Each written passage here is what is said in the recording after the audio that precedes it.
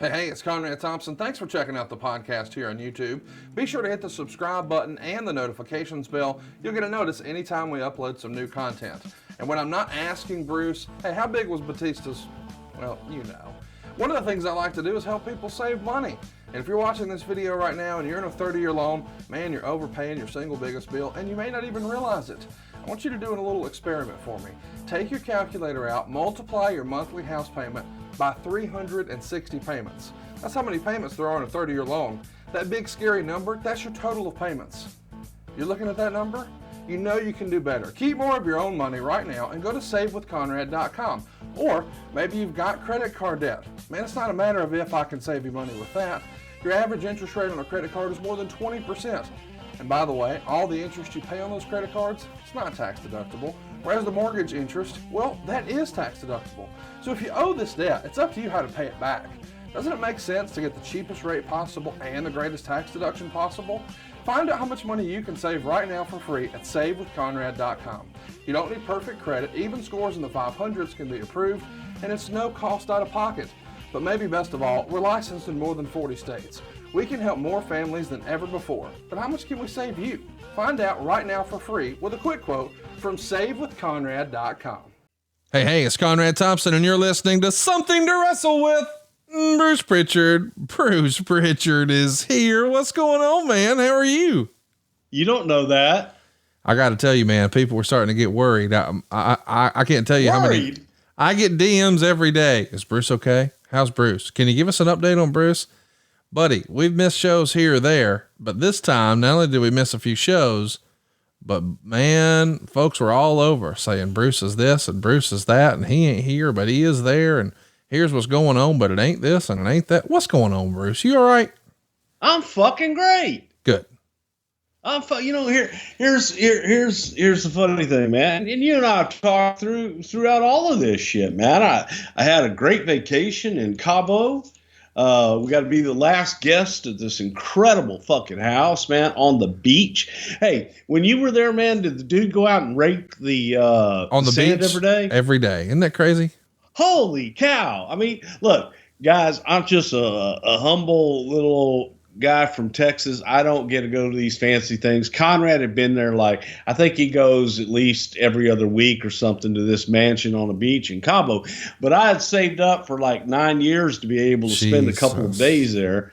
And I was absolutely blown away. It was paradise on earth, man. It was absolutely insane. Well, hang on now. You were shitting your brains out or something. You had something going on. I did. I got a little bit of Montezuma's revenge there. But it didn't stop me, man. It was what it was. And I had an incredibly beautiful, just picturesque, panoramic, incredible view every single day. Good friends and my whole family. And we had an absolute blast. So to address some of the rumor and innuendo and just complete horse shit out there in the wrestling media, if you will, for years. And I will go back to the 90s. Shit, I'll go back to the 80s. I would always save my vacation till the end of the year so that I could take vacation around Thanksgiving and Christmas. Yeah. It steals a couple of extra days because if you do it close to Christmas, okay, and if Christmas is, it's an extra day off type thing.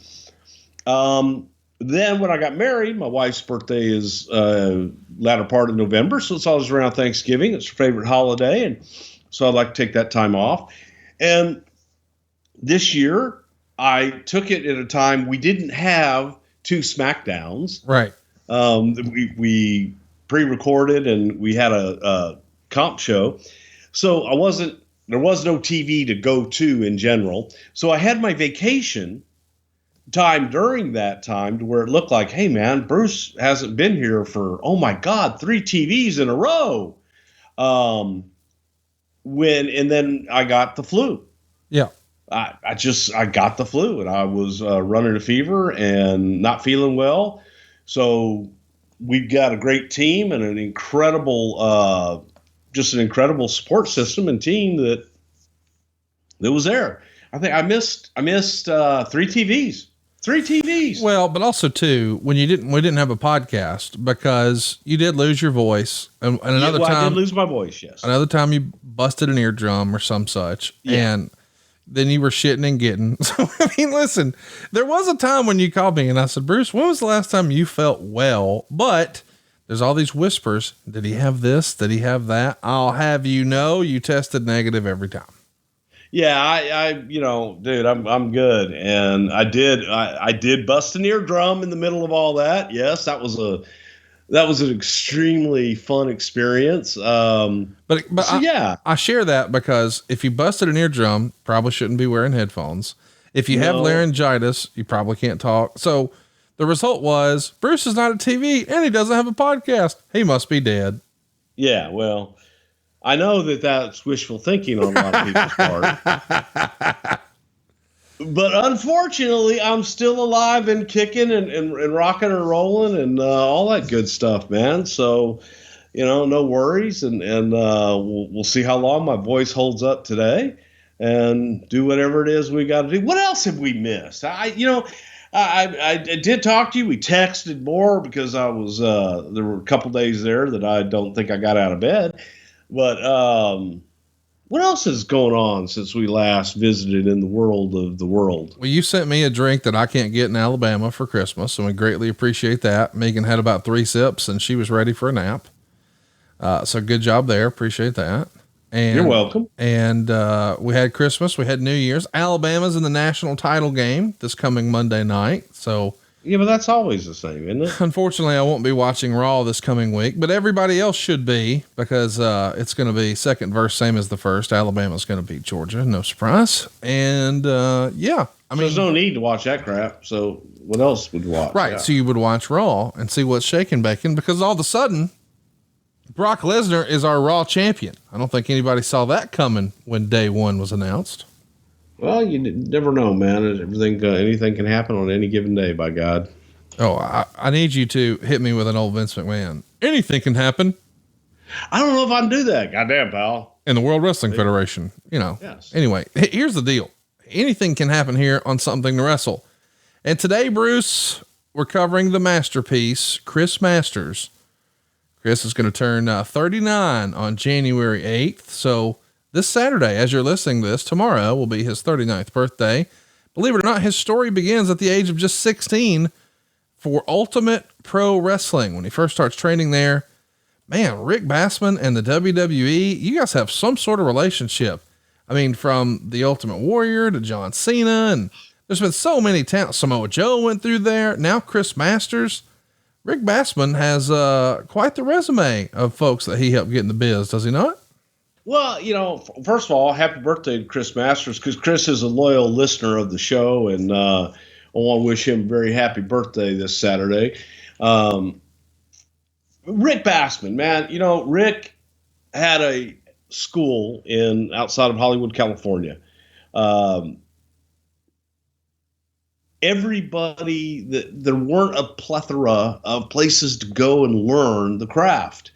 Rick had a spot in Southern California where a lot of guys would go to be discovered. There were, every bodybuilder in the world, every wannabe, whether you were an aspiring actress that wanted to wait tables during the day or thought that maybe you could make your name in the world of acting by becoming a wrestler or diva, whatever the hell it was at the time, that Bassman had a place for you to go. And Rick was really the only game in town. I don't know, there were times that Rick had some good trainers and not so good trainers. There were times, I don't know that it was absolutely the best training facility, but I'll tell you what it was really the best for seeing some of the giants and seeing people that you may not ordinarily find that were looking for a place to go. John Cena comes from there. Bassman and Warrior and WWE, that had absolutely nothing to do with that. I think just Warrior passed through there. And was one of Rick's first, quote, "Oh my God, I trained the Warrior," and if you're going to brag about that, then woo. But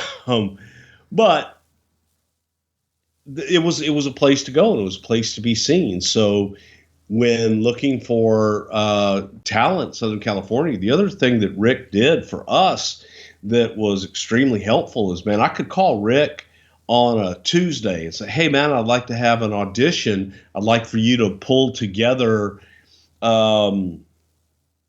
give him any description of anything." And Rick could pull together, man, a casting in a matter of days because he had really great connections that he was in the Hollywood world. If you needed a big man for a stunt man or you needed a big monster in a movie, Rick a lot of times was the first call in Hollywood. They'd say, "Hey, do you have any guy that's 6'9", 390 pounds that could fill this role?" And he would send them 4 guys.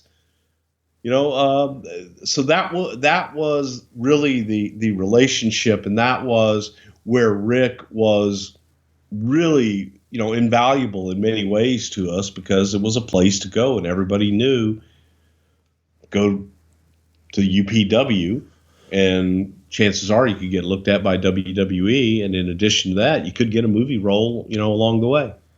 How about this for timing? Chris starts training the same day as John Cena, but ends up getting hurt, and he winds up being out for 3 months. The WWF at the time were recruiting out of UPW, and Masters decided at the time to get into bodybuilding and working out, which led him to focus on that for 3 years. When do you remember Chris Masters coming across your radar? I remember Chris, I can't tell you the year, but I remember when Chris first started training because he was young and just had a desire to be in the business. And that's one thing that when you're looking at talent, you're looking for people in the business. Someone that has desire is a huge deal. I want to mention he gets signed by the WWE in October of 2003. And from there, he's sent to Ohio Valley Wrestling, and he'll be known from that point forward as Chris Masters. Who do you think would have made the decision to sign him? Is that like every other wrestler in the last 20 years? Is that a JR hire? Sure. Might as well be. No, sincerely. Is this somebody who's on your radar? We know Jerry Briscoe was looking for amateur wrestlers and whatnot, but who would have had like a relationship? Were you tight with Rick? Was Rick calling you and saying, "Hey man, got to take a look at this kid"? Yeah, I was in direct contact with Rick, and I'm the one that went out there and routinely scouted talent. So between California and Memphis and Cincinnati and just all the different places, I would go to a lot of independent shows all over the country if there was somebody that, hey, you got to see this guy, but try to be out in California at least once a month.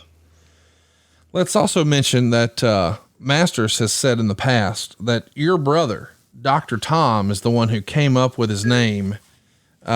He's only 20 years old when he signed. Do you remember any early reports? Like what was the other Prichard saying about Masters? Well, again, it was someone that had desire, and it was someone that had a lot of potential. He was very young. So this was someone that you could hopefully train before they get any bad habits.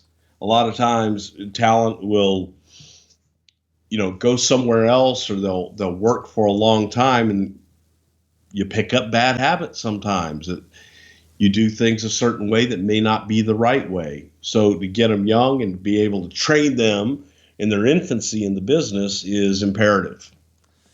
I want to mention the timing here. I think everybody remembers that Randy Orton signed with the WWE in 2001 and very quickly had success and became, the youngest world champion or what have you, just almost immediate success.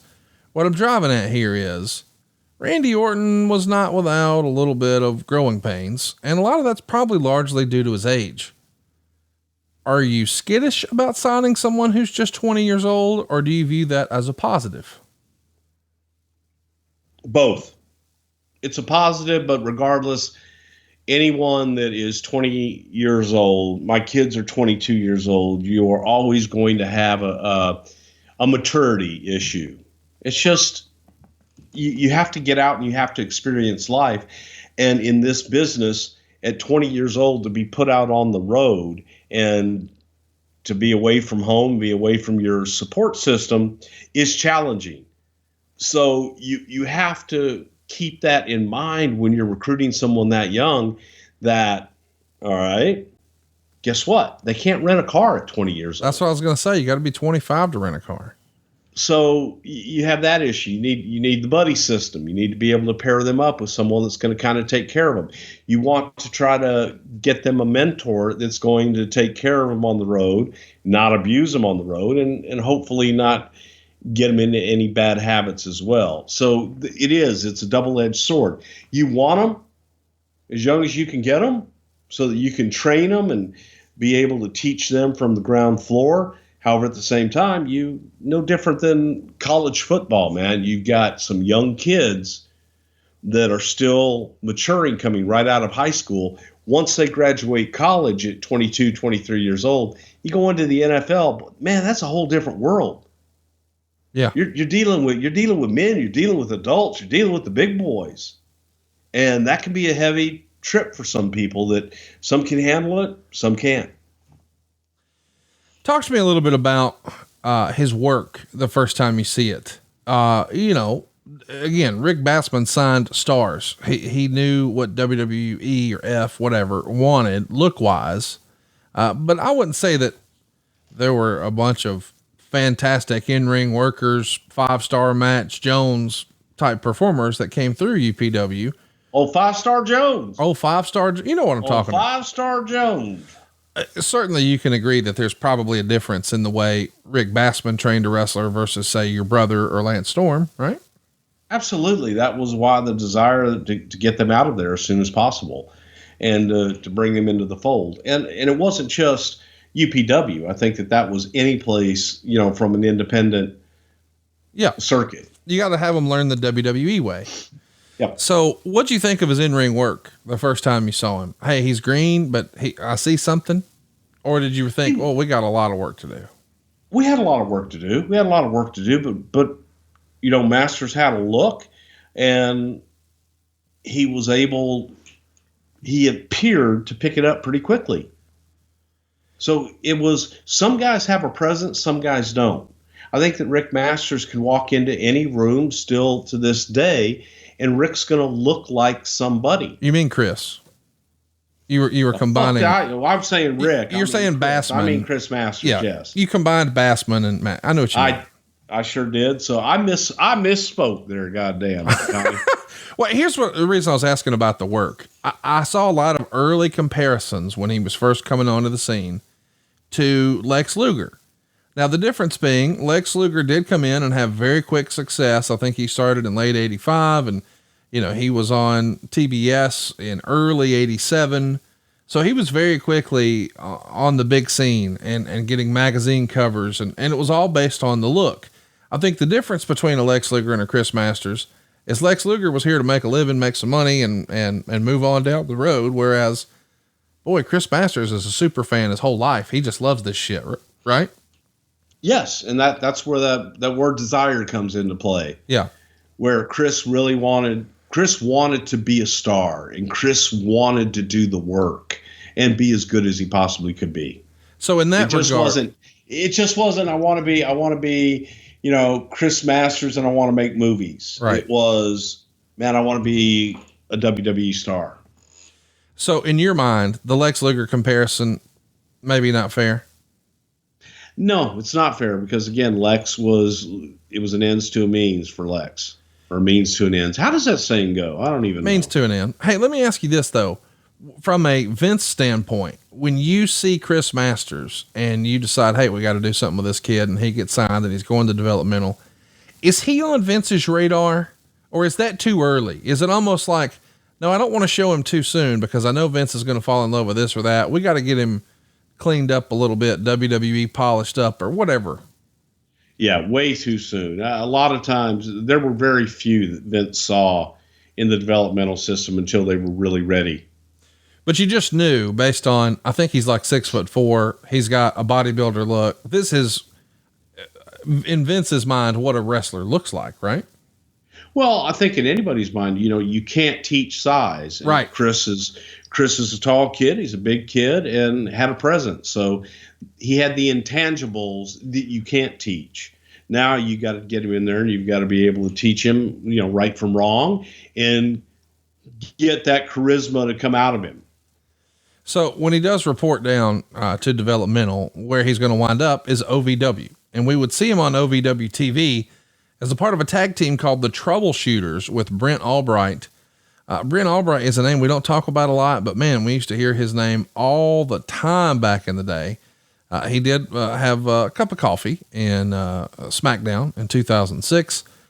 He would pop up in TNA and Ring of Honor and Pro Wrestling Noah. He did some stuff in the NW. He was all over, but I'm interested in talking about his tag team with Chris Masters here, the Troubleshooters. Did you get a chance to see any of their stuff together? I have no recall whatsoever of their tag team together. I remember Brent. I always thought that Brent was one of those guys that was a tremendous talent, tremendous worker, however, was just void of personality. But when the bell rang, man, he could go and was a lot of fun to watch. I want to ask about the reports. It's reported in the Observer at the time and a few other places that Meltzer and others thought maybe Masters was lacking charisma. Is that maybe just he's new to the game? He's not comfortable yet. I mean, we're asking a lot of a 20-year-old. I think, and I say this all the time when I watch college football, because my dad, as you know, gets very animated watching football. And I'll be like, Dad, you realize that guy went to his senior prom like 18 months ago? Like, and now you're this upset. He's a kid. So as a 20-year-old under the bright lights and the critical eye of professional wrestling, yeah, he's probably got to get comfortable being in that space, right? You can judge charisma in many ways. And again, I don't view Meltzer's judgment is anything other than, sorry, fuck, man. So back to the show. Tell me about Brent Albright. You were saying, what I remember about Brent Albright, and then we had an interruption. Okay. I'm rolling right now, just whenever. Oh, well, I'll tell you what I remember about Brent Albright was Brent was one of those guys that could have a match with anybody. Yeah. Go out, great worker, excellent worker, had personality once the bell rang, but was completely void of personality, before the bell. There just wasn't a lot of charisma. There wasn't a lot of personality to get anything out of Brent, but you wanted it for him so bad because he was so good in the ring. And just couldn't find it. Just couldn't get it on air. So did you feel like from a Chris Masters standpoint that all he was missing was the right quote unquote gimmick? Like we know we have a specimen. We know we have the passion of a super fan. He is young, but man, maybe it's not going to be the Troubleshooters, but if we can find the right thing for him, we got something here. Yeah. And you wanted to be able to put him in a position that he could work with top hands and that he was able to work with a more experienced talent than obviously he was, but also anybody that in OVW that could train him as well. But I think that Chris had promise. Chris had, that kind of it that you were looking for. I want to mention too, from a developmental standpoint, Johnny Ace is involved with the promotion. And hypothetically, if he got a look at Chris Masters, what do you think he would say? Oh, he's good. And he cut his hair. He used to have a joke about Vince's arms. Oh, they're not nearly as big as Vince's arms. I do want to talk about his look. I wouldn't waste my oil. I do want to talk about Chris's look and physique. Unfortunately, a lot of the OVW regulars start a little, maybe a mean-spirited chant. They're chanting steroids at him on a somewhat regular basis. And I don't know, man, I have a different, approach to this subject. I understand steroids are an issue in competitive sports and certainly in combat sports, but this is entertainment. I've always leaned under the idea that, hey, if this is done under doctor supervision and whatnot, what business is it of ours? And it's not exactly the hot button issue it was a generation ago with the whole Zahori and stuff and all that, but were performance enhancing drugs something that was of paramount importance in '03, or does that happen after the tragedies with Eddie and Benoit that it becomes really paramount again? I don't know, what the priority was. It wasn't in talent relations at the time. And again, throughout time, history, it's funny. I was just doing a kind of history lesson on Steve Reeves and in bodybuilding in general, and going through the different machinations of bodybuilding and how there's always been steroids has played a major part, I think, in bodybuilding throughout the years, from Arnold, everybody in between. But there's also been if steroids were taboo, what else can you do? What else is out there? Right. Whether it be human growth hormone or whatever supplements there are that, you got the mad scientists out there that are always going to, okay, if you take this with this and you eat that and you do this and you do that and you train 15 minutes after you eat all of that and then you go take a shit, it's going to make your arms huge. Yeah. There's 1,000,001 of those. Right. So I think that, when you look that way, there are always going to be people that will make assumptions and come to their own conclusions without really having any knowledge of what it is and or what it isn't. So when you look at a guy like John Cena, who won, many natural bodybuilding contests and has never tested positive for steroids in his life, and you watch the way that he trains and the way that he eats and the way that he lives his life, you go, okay, man, there are those people. There are those people that can achieve that through eating the right foods at the right times, and it's a science to them. So to say, if I went around the A to get to the T, I have no idea if Masters was on steroids or not.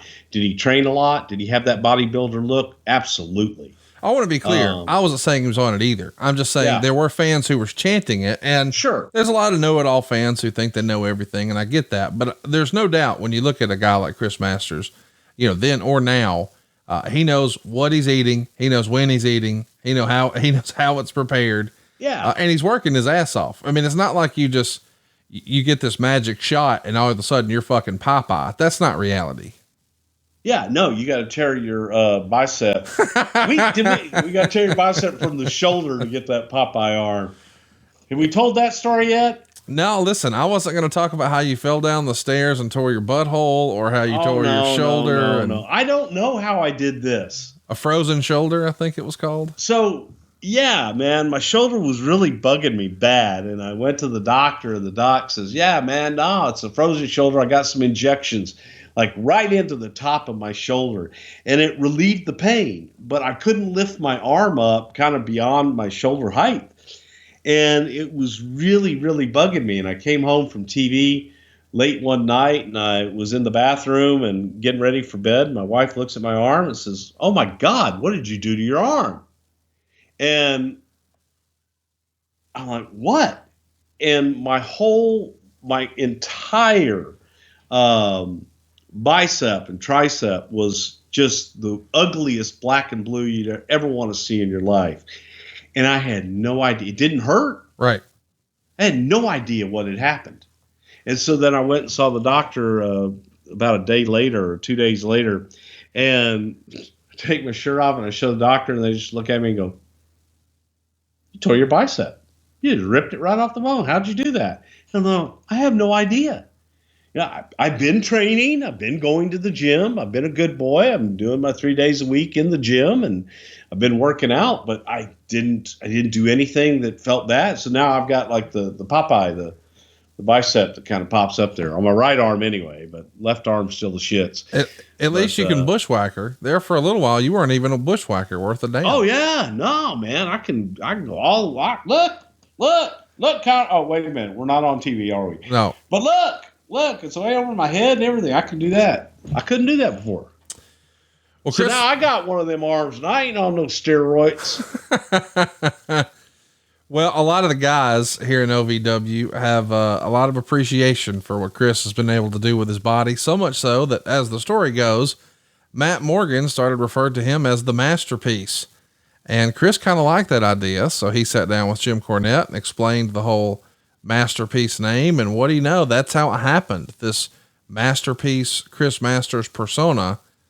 What was the communication like when something like that happened in OVW creatively with the talent? Would that go through Johnny Ace or go through you, or how would that be communicated up the ladder?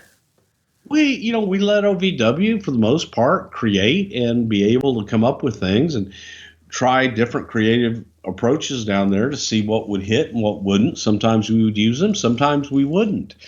And we watched the TV show and we saw the different guys and how they were progressing in their training and who was getting better and who wasn't. So that was it. I mean, that was all, but you look at him and the masterpiece name fit him perfectly. What'd you think when you saw the presentation of the masterpiece, the whole ring entrance, the music, the whole deal? I thought it was great because again, it fit Chris. Yes. It was like, if you're going to look at him and you were going to chisel that statue, that's what you chisel. That would be your masterpiece. I get from that standpoint why people compared him to the narcissist persona of Lex Luger. Similar in that regard, but not in any other way. Yeah, pretty much. Just from the bodybuilding physique. Yeah. Yeah. There's always a worry, I would imagine, that you're calling up someone too soon before they're ready. I mean, we've seen that happen over the years with a few guys where it's just too much too soon, which is a story a lot of times in wrestling. Were you concerned with Chris Masters being so new to his wrestling career? I mean, there's a lot of guys, like Stone Cold was a wrestler for 8 years before he really got a big break with the WWF. And now, what do you know? Chris Masters is going to be there before he can legally drink a beer. Well, let me give you my philosophy on this in general is that sometimes you're going to look at someone that may have it. They may be able to put everything together and perform and be that unique performer that you're looking for.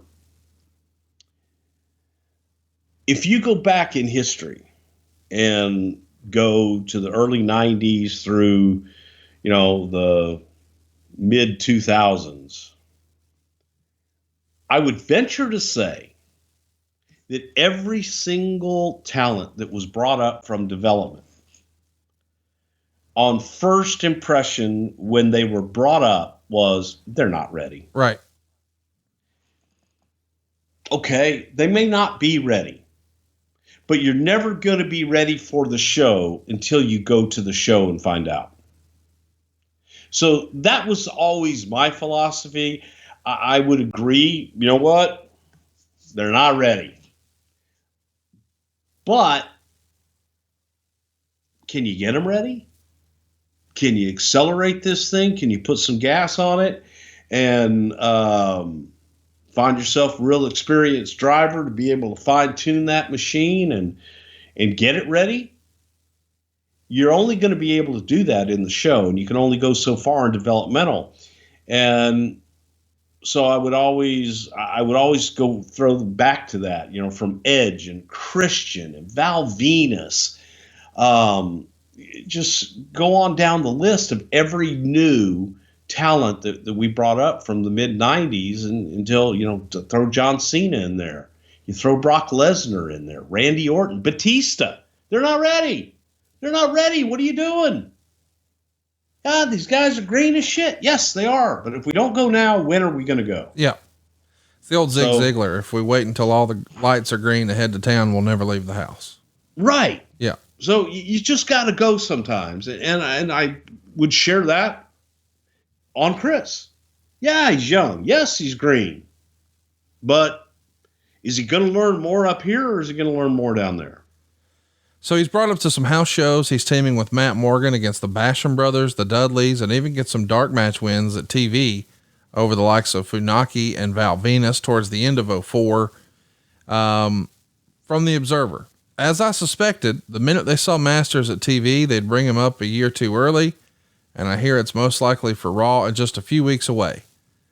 It's getting pretty good now when I predict the mistakes a month before they do them. But then again, I did say every way they could botch up the invasion angle before the angle ever got started, and they did everything I expected and worse, including spending the money I figured they'd eventually spend for Bischoff, Flair, and Goldberg a year later, and botching their potential even after botching the invasion. So what do you know? Meltzer, Nostradamus, predicted that this was going to be a mistake. I don't know that it was, though. I don't know that it was either. Let's talk about something else he wrote here. An incident involving Bob Holly and Rene Dupree at the November 20th SmackDown house show in Syracuse should result in a suspension or termination of Holly's career with the company, but it seems likely that won't be the end result. The description of the incident is that during a Dupree and Kenzo Suzuki tag match under hardcore rules with Holly and Charlie Haas, with no apparent provocation, midway through the match, Holly smashed Dupree with a ridiculously hard chair shot to the head, which left the chair dented. Dupree was laying in a fetal position next to the ring, with Holly hitting him time after time with legitimate all-out punches. When Holly got up off Dupree, Dupree's left eye was badly swollen shut. Dupree went to get his title belt and walked off, while at the same time, Suzuki pinned Haas to win the match. The timing of this seemed to indicate either it was one of those internal punishment deals that everyone but the victim was aware of ahead of time. Holly then came after Dupree again, and Dupree ran to the dressing room with Holly chasing him. Neither Suzuki or Haas left. The agent Fit Finley came out and started talking to security about what happened. There were also reports of Holly going after Dupree a second time backstage. Undertaker, who is SmackDown's unofficial leader, went to bat defending Holly, and in some circles, there was the attitude that Holly was just taking care of company business. Dupree is largely disliked in the locker room, and there was a feeling he had screwed up so many times that this was his punishment. All this makes perfect sense within the mentality that a lot of wrestling has had forever, which is another example of how internally there is a really screwed up and outdated about the mores of this business. However, at the November 23rd SmackDown tapings, Holly worked a dark match and had to put over the developmental wrestler Chris Masters, who was expected to be called up to one of the main rosters within weeks. Dupree, with his eye looking a mess, worked a SmackDown match, losing to Rey Mysterio. So, a lot to unpack here. I think we've talked about the Holly Dupree thing a lot. It was a personal issue between the two of them. He clearly took it too far. It is rather old school, but it is what it is. But it's an interesting story that dovetails nicely here, because Rene Dupree was another guy who was brought up really, really young, had a great look. And now if I'm Chris Masters thinking, wait a minute, he just beat up the new guy, the young guy, and now I'm the even younger guy.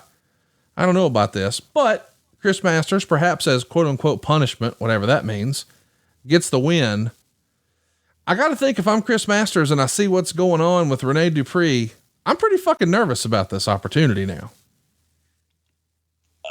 Again, we've talked about it ad nauseum before, and I don't remember the incident at all, but I think that, Masters had nothing to be nervous about. Well, it's just a lot for a young person. I'm getting ready for my TV debut. This is my big chance. And I take a look at another guy who's similar age, and I'm like, oh Lord. And then how about this? The first vignette of the masterpiece Chris Masters airs on January 10th, 2005 on Monday Night Raw. At this point, do you think you guys already had the master lock figured out? Hey, here's going to be his finish. Here's what we're going to call it. All that jazz. I believe so. Yeah. I think that, when we were looking at him just in general, and you look at a finish, what's something that someone can do to everybody. And the master lock is first of all, have you ever been put in a full Nelson? It's no joke. It's real. Yeah. And Master just doing it. I think every time that you look at it, the viewpoint is one of Ken Patera used to do a swinging full Nelson. Impressive as hell. Ken Patera was also one of the strongest men in the world. Had ungodly strength. And not everybody could do that, be able to carry the momentum of someone's weight and do that spinning full Nelson the way that he did. But, I remember that as a kid. I remember that as an adult, just, watching Kenny do that and think, holy cow, man, that is impressive. But it was something that Masters could do to everybody, and it's an impressive finish. And it was an old school move that has been around forever. I get it. And as a kid, man, as silly as it sounds, I loved that whole Warlord Davey Boy Smith thing about who had the best full Nelson. And obviously Chris Masters brought it back here. And I think even Bobby Lashley uses it now, right? Absolutely. So I wanted to ask about, these vignettes and the presentation and all that jazz. He winds up on Raw, not SmackDown. Again, I don't know shit about wrestling. I'm just a fan. I'm asking questions. If you've got a young guy who hasn't been in the business a long time, why wouldn't you lean towards SmackDown, which more often than not in this era is not live, it's taped. I get that Raw is the A show, but it is live. So if there is something, a bit of a snafu that you need to clean up, he has the benefit of it being a tape show to help him out as a young person. Again, it's a lot of times it's sink or swim and you get thrown into the deep end. Does it come down to just roster placement? Like we need a heel here, we need a baby there? Sometimes, yes. Okay. And again, there were some considerations taken in to account, but for the most part, it's you're good enough to go or you're not. So, he finally debuts on February 21st, 2005. By the way, I can't believe this was 17 years ago. I mean, Chris Masters is still wrestling, still looks great. And this was 17 years ago. It goes to show you, dude was 20 or something silly. Like what? But it's in State College, PA. He's going to, make his debut by exiting a limo where he sees Ric Flair and tells him to watch his match so he could learn something about wrestling, which obviously tells you that he's going to be a cocky, arrogant, over the top heel. And Meltzer would say, when the night was over, that turned into 2005's most comical line. The reason for that is in Masters' debut match against Stevie Richards, he hits him with the Polish hammer and breaks his orbital bone before beating him with the Master Lock. Meltzer would write, Masters didn't get over a lick. He showed no charisma and didn't appear to be near ready. It was readily acknowledged by almost everyone that this was a flop after all the hype. Well, it isn't as if we haven't said that over and over, that he was coming up a year early. They were also having to do with steroids that will come across as encouraging use, but honestly, everyone watching was thinking the same thing. In the videos, people were expecting Lex Luger, and he came out and he just looked like every other tall musclehead who isn't ready to bring it, except he had no tattoos. So I don't know about the commentary, but breaking Stevie Richards' orbital bone, maybe not the best first impression for the locker room. Fair to say? No, it's never a good idea to injure someone on your first match in, or any match for that matter. But if you've had 1,000 matches with these guys, then you get maybe there's more benefit of the doubt, but the first one in, now it's like, fuck that, right? Well, yeah, I mean, fair or unfair, it's someone gets injured. That's just not a good thing and not a good look. So it's, no, it wasn't a great first impression. And again, I think everybody knew that going in. Yeah. And you're hoping for the best. It's a work in progress and you've got to do the best that you can do.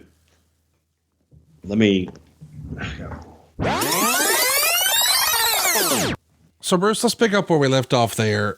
When he comes back through the curtain, he being Chris Masters, pronoun pal, he's got to be disappointed. He knows this didn't go well. He knows the audience wasn't exactly thrilled, and unfortunately neither is Stevie Richards. How does he handle that? It's a lot of stress for a new guy on his first day to come back through the curtain. Man, I think it's nerves. I think it's, a lot of it is he knew he fucked up. Yeah.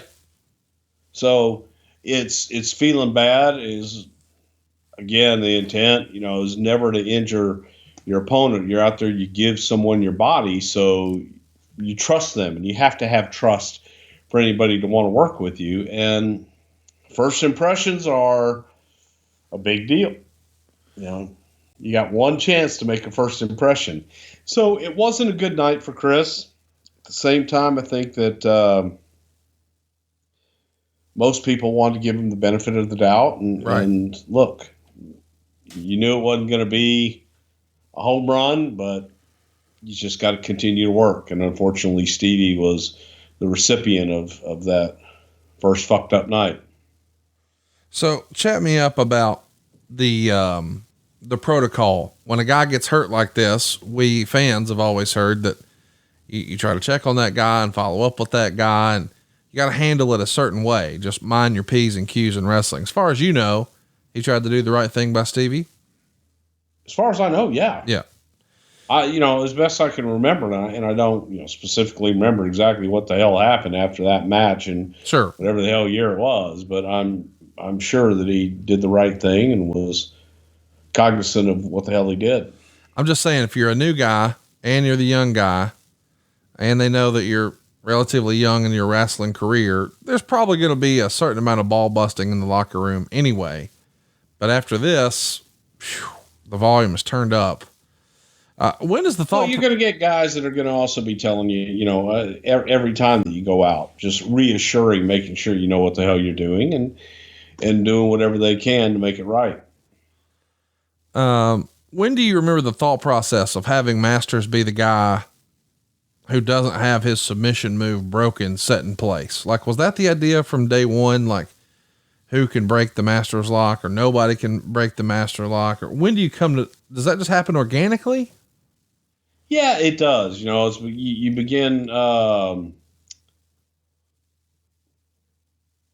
it just depends. I mean, really depends, but I think it just kind of happened organically. Big guy, different ways to get him over, and you kind of figure it out. I do like something that you did in this era where you had not just the performers, not just WWE wrestlers who are participating in this, but now fans in the crowd. Of course, they're plants, but still, that's old school fun. Nobody can break this, not even that guy, right? Yeah, it goes back to, stole it from, obviously it's been done all over the place with different holds and different things, but the Sergeant Slaughter Cobra Clutch challenge. Right. Pat Patterson finally, being the one to fight out of it and do all of that shit. So it was a different way. It hadn't been done in years, different way to get somebody over. So Masters finds himself being in a big spot at WrestleMania 21, being the last man eliminated by Booker T in the pre-show battle royal. So no, he didn't win the thing. And yes, it's the pre-show, but still, considering how early he is in his career, this means the company has some confidence in him. And at Backlash 05, he's going to have his first appearance on an actual pay-per-view. He's going to put Melissa Coates from the crowd in the Master Lock Challenge. Coates at the time was in OVW. She's the former wife or girlfriend or fiance or what have you of Sabu. And sadly, she passed away in 2021, but she had a phenomenal bodybuilder look. And of course, Masters beats her too. What a great way to make this guy a villain. Now it's not just fans, it's a female fan. That's good stuff, man. What a chicken shit, nasty old bastard. I love it. It's like Andy Kaufman meets a bodybuilder. It's tremendous. And Masters is even offering $1,000 if you can get out of the Master Lock. And it winds up getting... Damn, nobody's going to believe if he offered any more than $1,000. Kentuckiana, that's a lot of fucking money, motherfucker. Well, that's what I wanted to say. It eventually got as high as 20,000, but that feels like a Jim Cornetteism, right? Like $1,000. No, it's just where we started, but I do always go back to the Tracy Smothers, Chris Candido Ladder match. $150 on a check hanging above the ring type thing, but $75 in a buy one get one free pizza coupon. In fairness, you can go too far the other way. Jim Crockett Promotions used to have the bunkhouse battle royals or whatever. There'd be 30 guys in there, and they're going to wrestle for, the winner gets 25 grand, but they do it every night in towns where they drew 1,800. Well, it costs $1,000 to enter, Conrad. Oh, I see. So you're good. You made a profit on that deal. Yeah. So Master starts a feud with the Big Show, with the story and the idea being there's no way he can put that hold on Show. He's too big, but it never really has a payoff because Masters keeps ducking Show. What was supposed to be the payoff? It doesn't feel like it ever really pays off. Did you guys just lose interest? Was somebody injured? Did somebody not like it? Or was it not really possible to put it on the big bastard? I don't know that it was actually possible to put it on the big bastard, but, the initial thought was that obviously the Big Show would be the one guy that he couldn't get it on. Therefore, it was like, okay, well, he didn't break it. So technically he never broke it, but then Masters could never get it on him either. Well, check this out. Coming out of SummerSlam 05, where we just discussed not too long ago, Shawn Michaels losing to Hulk Hogan, Chris is going to be programmed with Shawn Michaels. And he's going to say that Shawn is past his prime. Buddy, this is a big step up for a guy who's never even had a singles match on pay-per-view. And now he's working with Shawn Michaels. Is the idea thinking, hey man, Shawn can help get this kid over and help get him the rub? Absolutely. Good Lord. If you can't learn something being in the ring with Shawn Michaels, then there's no hope. Masters and Carlito begin what feels like their company-long relationship, or maybe even lifelong at this point. They're going to team up on Raw to take on Shawn Michaels and Ric Flair, and they get 20 minutes in the main event in Tampa on August 29th, where Masters makes Flair submit to the full Nelson. Think about that. Carlito and Chris Masters against Ric Flair and Shawn Michaels, and Masters gets Flair to submit. Like, that's top guy heel stuff right there, man. You can't throw any more attention than you could right there, right?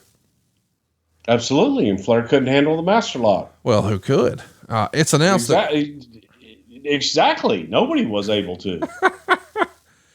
It's announced that Shawn Michaels is indeed going to accept the master lock challenge. And of course it ends when Masters keeps avoiding Shawn hitting him with a low block to break the hold and smashing him in the face with a chair, leaving Shawn Michaels bloody on Raw. And it's all to set up a pay-per-view showdown in Unforgiven. At this point, Masters has not lost or been pinned on television. And if you're getting him in there with one of your top baby faces and bloodying him up, man, that's pretty big time stuff. Unfortunately, the pay-per-view did not go his way, but they got plenty of time. 16 minutes and 44 seconds. Meltzer gave it 3 stars. He says one could argue that Michaels didn't need the win and Masters didn't need to have his winning streak broken. And if Masters was getting over, I'd agree with that, because at this point, Michaels didn't ever have to win. But unlike with Ric Flair, there is no point in trivializing Michaels' losses to where everyone gets to beat him. If Masters was being set up for a title opportunity, he should have won. But he's going nowhere, and Shawn Michaels will be on top forever.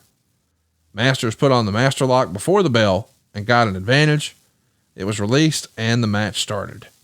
Michaels did a good job with him, but not a world-class job. Michaels did do a dive to the floor. Masters rammed Michaels into the ring post twice and started working on the back.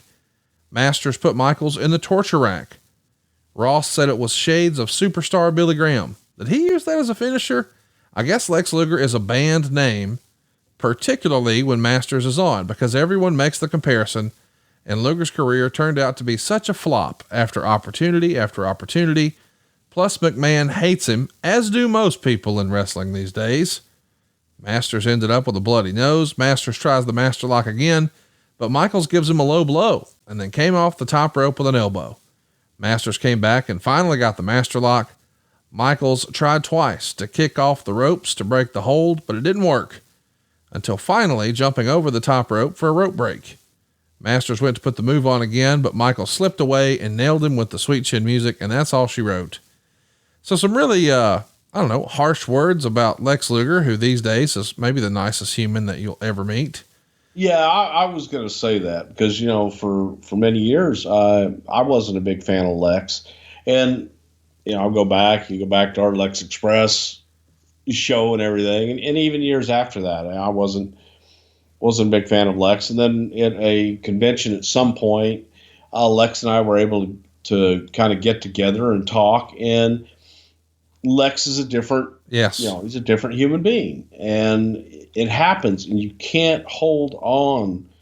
God, you can't hold on to grudges. You can't hold on to things forever. I'm holding on to a few.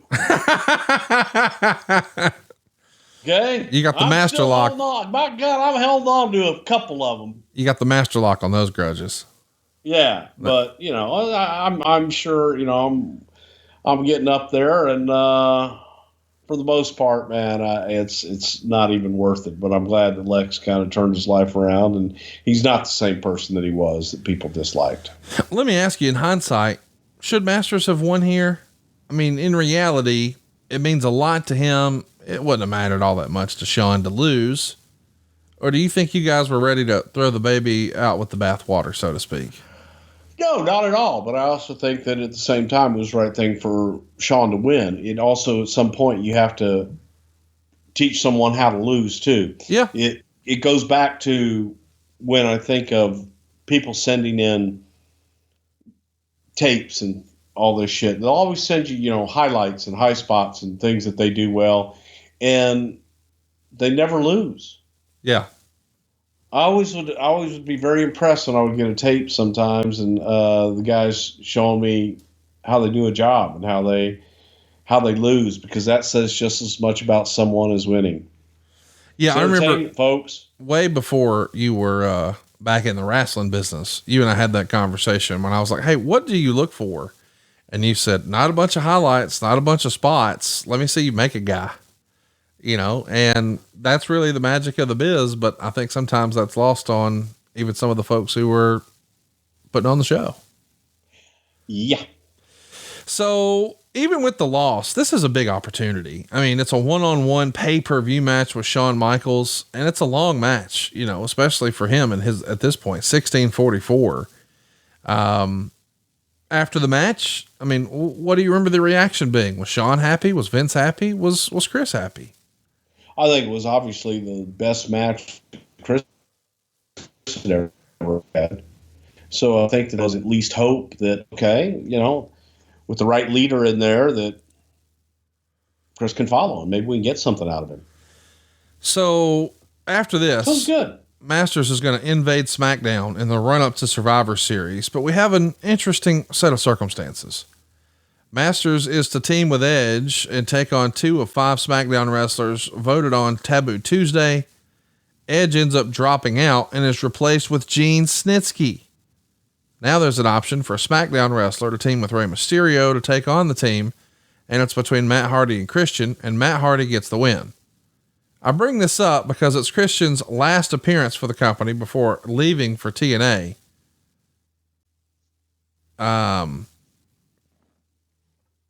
Any memories of this? Christian leaving for greener pastures here? Well, first of all, no one knew that Christian was going to TNA. Christian just had not re-signed and was going to take some time off to get himself together. His contract was up, and I think there was still hope that Christian wouldn't leave. I see. So it's kind of 6 of one, half dozen the other.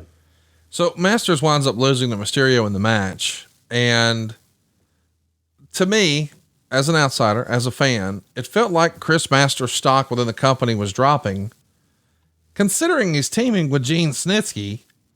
And I'm not trying to disparage Snitsky, but Lord knows it wasn't his fault. But he was right there to lose and take care of that. I mean, now Masters has lost twice and not just one time, but it didn't feel like Snitsky had any momentum at this point. Am I wrong? Well, same thing. I think that, losing doesn't end your career. If you know how to lose and you can get people over, then that's a very valuable asset. Well, how about this? It's not over with. Masters gets his first main event at Survivor Series on the Raw side against SmackDown. It's Shawn Michaels, Chris Masters, Carlito, and the tag team champions, which is Big Show and Kane. And they're going to be taking on the SmackDown team of Batista, Randy Orton, JBL, Bobby Lashley, and Rey Mysterio. Mysterio winds up pinning Masters, and SmackDown wins the match. And I would say it feels like he's stalling out, but to your point, can't win every night. So the next night on Raw, he's actually a part of the main event again. but boy, is it some stiff competition. John Cena and Kurt Angle in a 3-way. So as you may have guessed, Chris is going to submit to John Cena's STFU, which is Cena's debut of the move. But the whole point of putting Masters in this is because he's a submission guy, and so was Kurt, right? And so now Cena can show off his new submission move. I kind of like that. That's good stuff. Exactly. And you're looking at, it was also established submissions with Kurt and the ankle lock, Masters with the master lock. And it was a way for Cena to show, okay, hey, I'm not just a brawler, and I've got a submission move as well. There's an interesting thing that happens in this era with Raw. I want to bring this up. It's the trial of Eric Bischoff. Upon being called to testify on the stand for Bischoff's defense, he's asked to give his name, which he does, and says, I'm Chris Masters. And then he is immediately accused of perjury and disqualified as a witness. And McMahon, I guess, quote unquote, breaks kayfabe and says, your real name is Chris Mordetsky. That's kind of fun, but a little silly. I mean, what do you think of that in hindsight? Would you have done that again? I don't know. I didn't like it then, so I probably still don't like it now. From there, it's time for him to win a spot at the New Year's Revolution 06 Elimination Chamber match. The show is on his 23rd birthday, which is quite an accomplishment. Him and Carlito have been working together until Masters puts on the master lock on Cena, and Carlito hits him with a low blow, rolls him up, and eliminates him.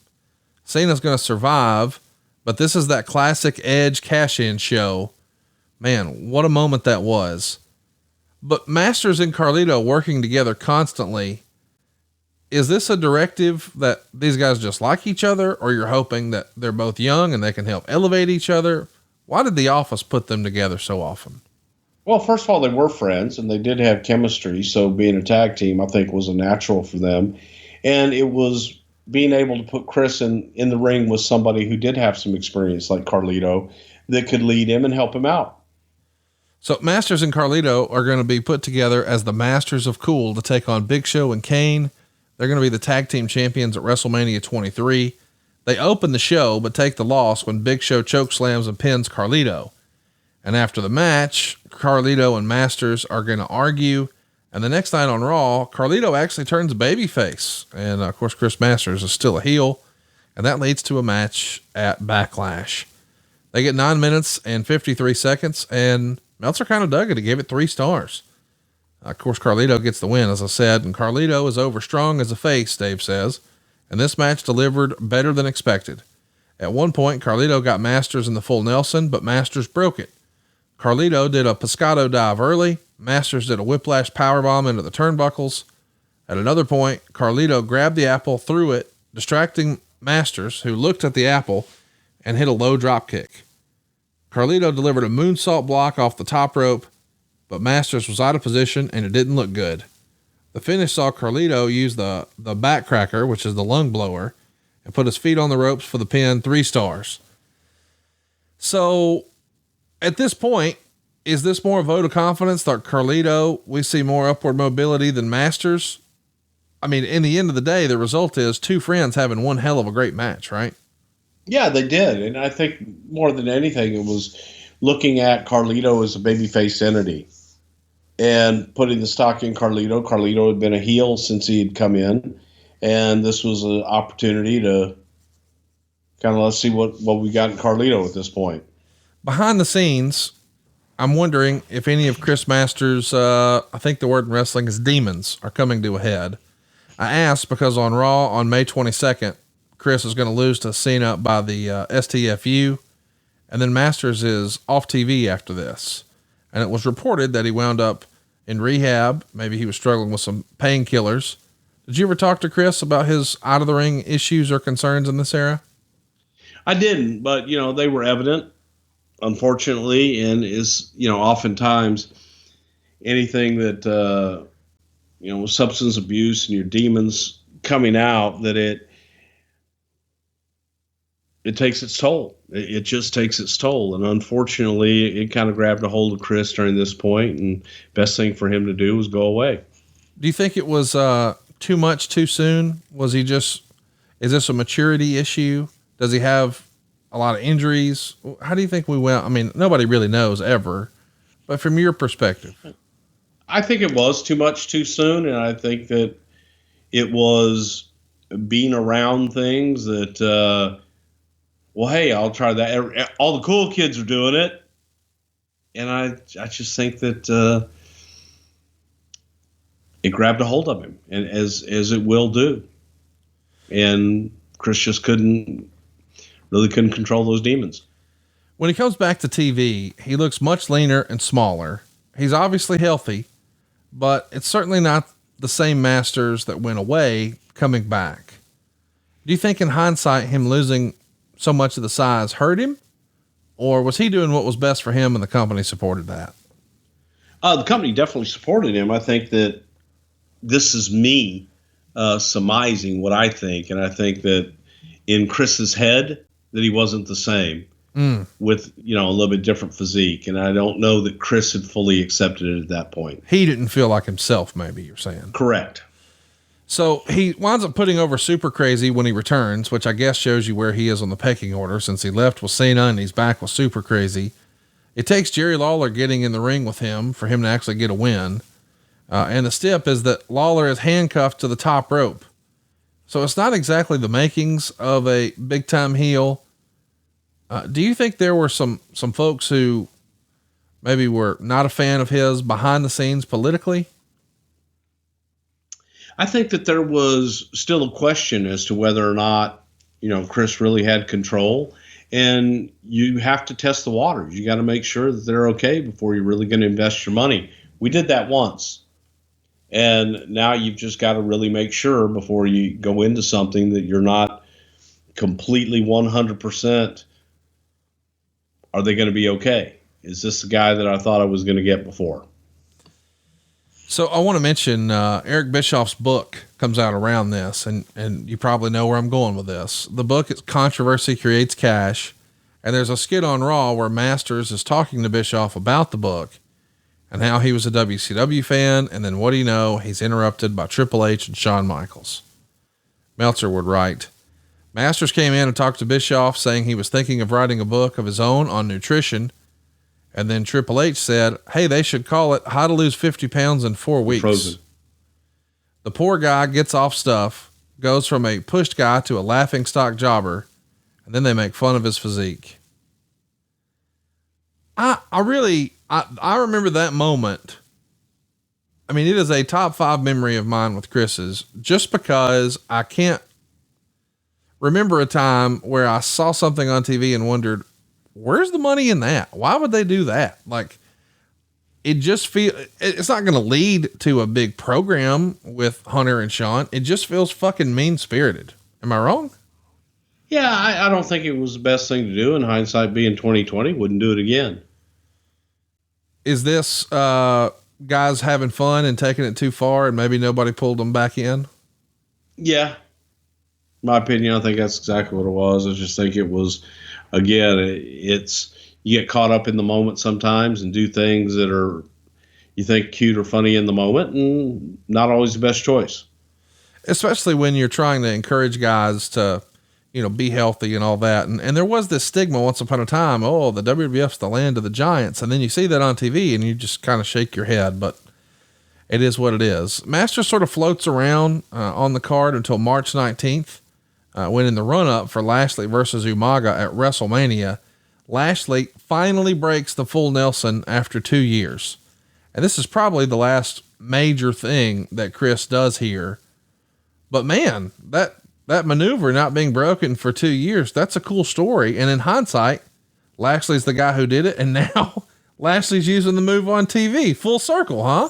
There you go. See how things come around? Hey, what's old is new again. Masters is drafted to SmackDown. Of course, that always happened right after WrestleMania, but unfortunately wound up failing a wellness test and he was suspended for 30 days. Was Chris in bad shape here, or was this just a slip up? I think Chris was in bad shape. I think that Chris just wasn't able to really cope and during that time. And thank God he's gotten his life back on track now, at least as far as I know. And it's just a shame because you have young talent that allow, drugs are a horrible thing, man. They really are. I've been there, done that. I got the t-shirt. I got a couple of them. And it's sad whenever you see someone with the potential and the gifts that Chris had that allows something to grab a hold of them like that. And that's really tough to watch sometimes, but they have to see it and they have to allow themselves to get help. I also want to mention, this is all really happening at perhaps the height of the opioid epidemic here in America. I mean, never before have we had access to what we have. Has it been prescribed as freely as it has? And originally it was labeled as, oh, it's not that bad. And before you know it, golly, it hurt a lot of folks personally, professionally, financially, emotionally, spiritually. There's some great documentaries out there about this. Either way, he returns in October and winds up getting his elbow dislocated in a match before he once again fails a wellness policy. This time it's going to be a 60-day suspension, but ultimately he's released 6 days later. At this point, was it just time for him to pull the nose up a little bit and come back when he was ready? It was. I think that it was time for him to go away, and some people say learn a new hold and get his stuff together. They say in any area of life, especially when it comes to success or entertainment or, business, anything, timing is everything. Do you think Chris Masters would have been someone who would have benefited from the NXT system as compared to the OVW system? Oh God, definitely. I think that would have been able to enable him to at least be in the machine a little bit more, the actual machine. Did you keep in touch with Chris after his release? Were you guys friendly? Did y'all spend any time together? I know he loves the podcast, but I don't know what your relationship was with him.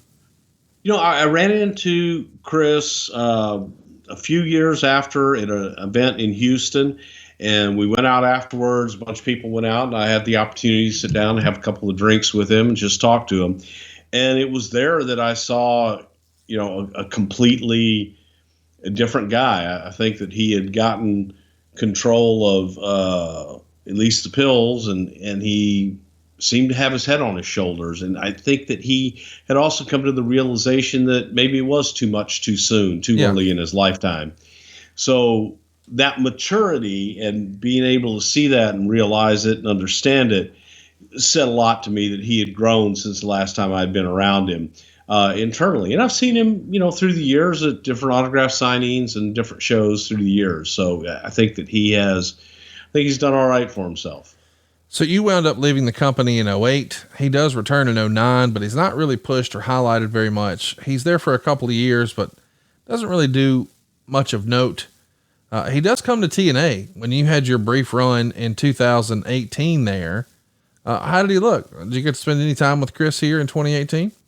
Yeah, I thought he looked great. And I thought, it was one of those situations where you look at him and go, man, if only you'd, come 5 years later, I think he would have been all right. Or maybe 20 years sooner. That's what I wanted to ask. Do you think if Chris was not making his debut, say in 2005, but it was 85, good Lord, right? Good Lord. Yes. I think he would have been a huge star. Was there something? Still would have needed the maturity. Oh, for sure. Now that's something that, I don't think when people talk about Chris Masters, I think they just forget how young he was. And the trappings of success when you're that young on TV every week, got more money than you've ever had. You're built like a Greek god. You're going to get a lot of opportunities and attention and distractions. And it's hard to be a world traveler and famous and well-to-do financially. That's a lot of pressure for a young person. It's a lot of pressure for anybody. And you add youth and immaturity to it, and just being out. Imagine being out traveling the world at 20 years old with a bunch of grown ass, crazy men. And every bar you go to, somebody knows you and is either trying to, buy you a drink or fight you, or, it's a mess. In hindsight, do you think there was something Chris could have done differently to ensure success? Again, I think that in the case of Chris, I think that it was just timing more than anything. I want to just mention timing and poor choices. We wound up picking Chris because, as we said, tomorrow, as you're listening to this, is his birthday. And all these years later, he's just now 39. I mean, when Flair won the Rumble, he was in his 40s. So there's still a lot of life left in Chris Masters. He's still wrestling to this day. I believe he is carrying some hardware for the NWA.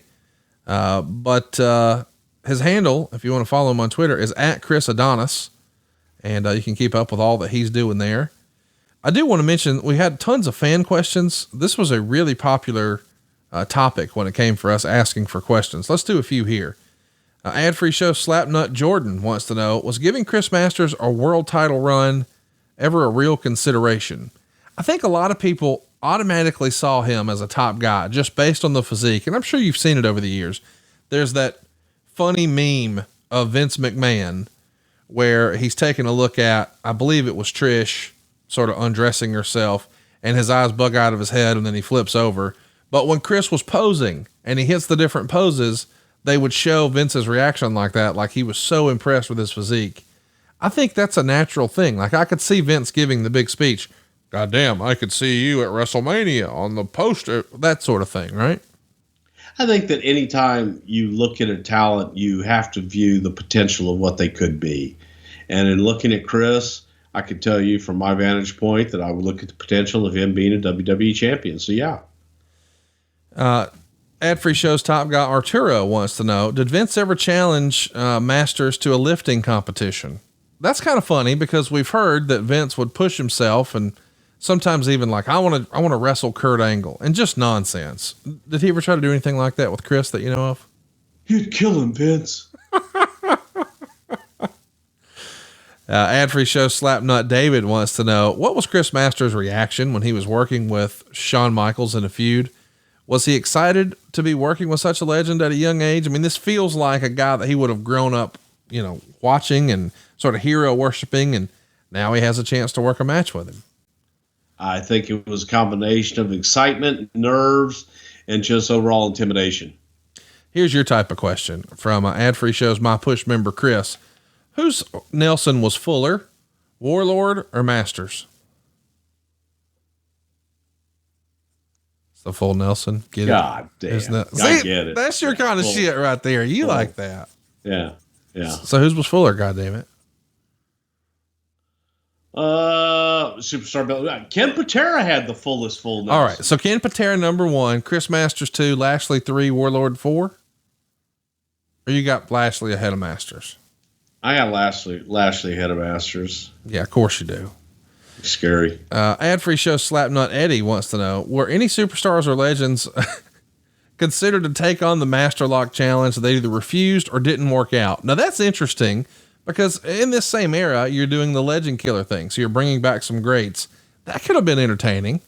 I wanted Sergeant Slaughter to do it. That would have been fun. Yeah. And actually I wanted Sarge to do it and I wanted Pat to do it. What would Pat have said about that? And it was only because of the Sergeant Slaughter, the Cobra Clutch challenge, and then Pat because he got out of it with Sarge. That's fun. That's a deep cut right there, my friend. Yeah.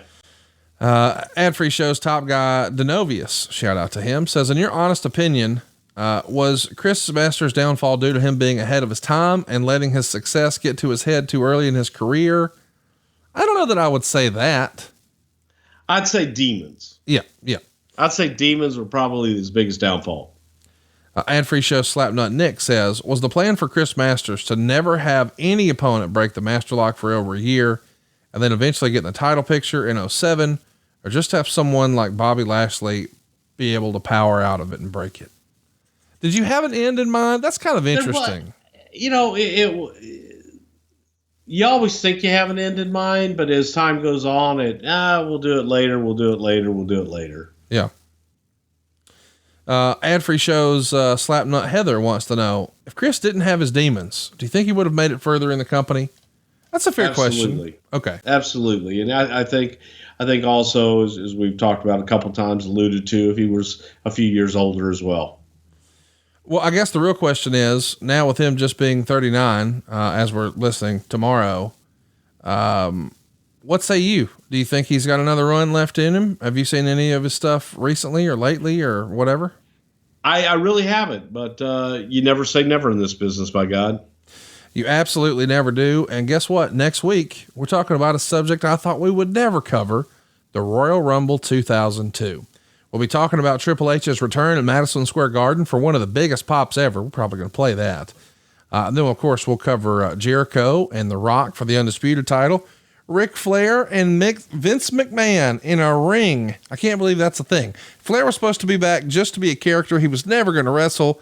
And now not only is he wrestling, but he's wrestling Vince McMahon. We're also talking about the brand extension, the NWO, and oh yeah, Maven eliminates The Undertaker.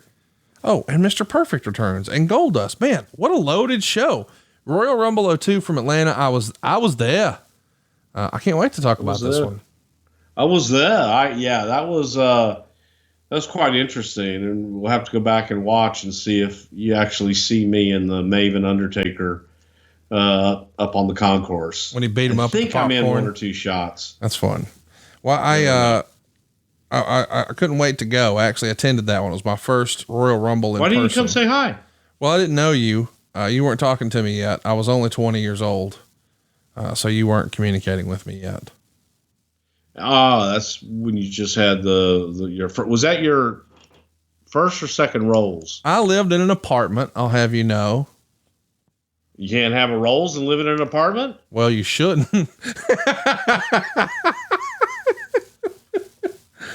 All right, boys. It's Huntsville we're talking about here. Hey, what's up with the Huntsville hate? You had a great time last time. First of all, I have no hate for Huntsville. Yeah. I'm thinking that, my next move when I finally retire, I may retire to Huntsville. Buddy, I about got talked Eric Bischoff and Laurie Bischoff into at least getting a spot within driving distance. I think that would be cool if me and you and Eric got to hang out on the reg. Yeah, just, in the mountains there, and it's laid back, and I like Huntsville. I like Huntsville too. By the way, we got some big stuff coming. The rest of this month is Royal Rumble heavy. Royal Rumble 02 on deck next week. Royal Rumble 05 in 2 weeks. Bruce, off the top of your head, what happened at Royal Rumble 05? I know you remember. I have no idea. It involved Vince McMahon. Come on, there's a hint. Oh, God. What a show that'll be. Odds.